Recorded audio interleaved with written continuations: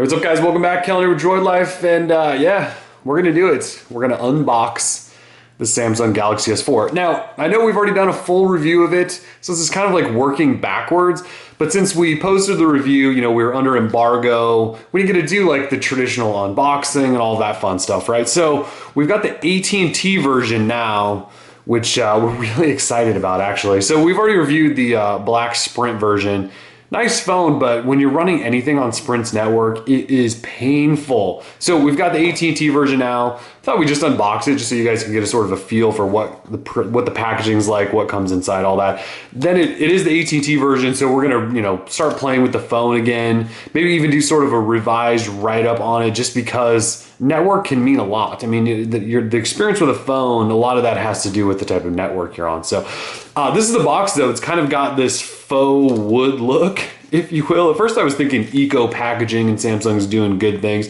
And then I just kind of went, you know, Samsung likes to do a lot of faux looks. Like we've got like pebble names and watery things and faux wood on packaging. Who, you know, I wouldn't put it past them, right? So let's slide that off. Oh, actually on the back, there's your spec list, in case you guys don't know. 5-inch Full HD Super AMOLED, 4G LTE, infrared blaster, 1.9 gigahertz quad-core Snapdragon 600 processor. It's got watch on, a 13 megapixel camera, Android 4.2.2, newest version of Android.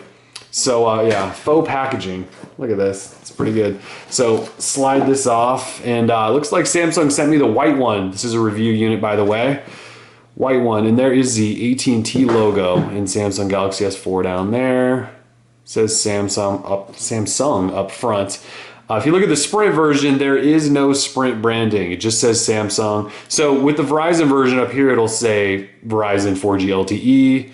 Sprint's decided they don't really care about carrier branding anymore. It's AT&T version, AT&T logo. So with the white version, you know, there's nothing really different about this than the black one we already looked at. Volume rocker there on the left. Silver paneling going all around it.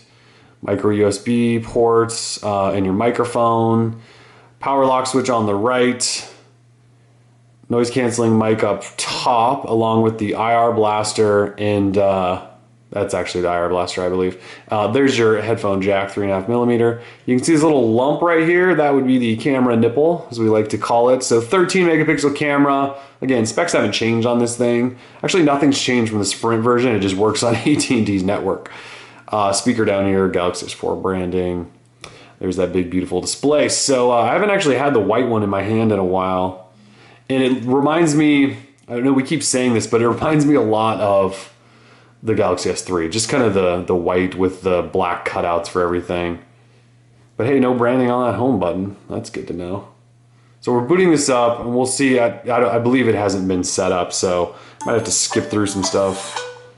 AT&T theme song there. Oh, and there we go. So we'll see if I can skip through this really quickly. We want to do like an official bloatware count. When you go through and set this phone up, though, they will take you through quite the setup process. So this stuff all looks, you know, normal. Oops, put my name in there. So this stuff all looks pretty normal, right? But then they'll walk you through. Ooh, scary. Samsung stuff, skip. They'll walk you through a lot of their gestures and motion and all that stuff. Here we go. So learn about key new features. So when you first boot up your Galaxy S4, they start to tell you about all these new features they baked in, like air gesture and air view and, you know, S-beam. And they allow you to toggle all these on smart pause, which is the video watching thing where you turn your head away and it pauses.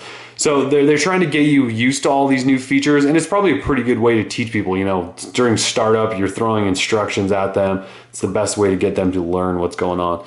So yes, let's skip all of this stuff. So keep that in mind when you're going through that. It's a good way to learn about your phone. So here we go, boot it up.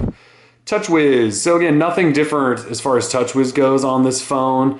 Software-wise, any of that stuff. If we go into settings and navigate their confusing settings, we are running Android 4.2.2.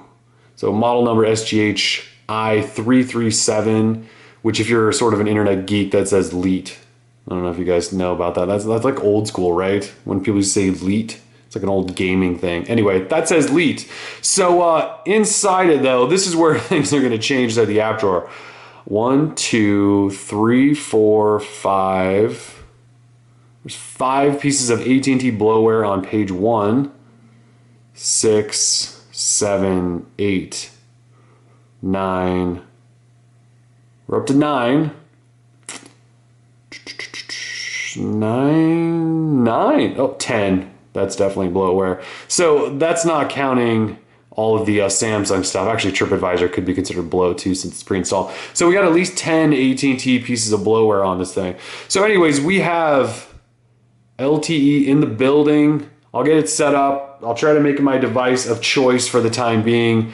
Galaxy S4 and AT&T should be much better than the experience than the Galaxy S4 on Sprint. You can see the devices are identical, just different colored.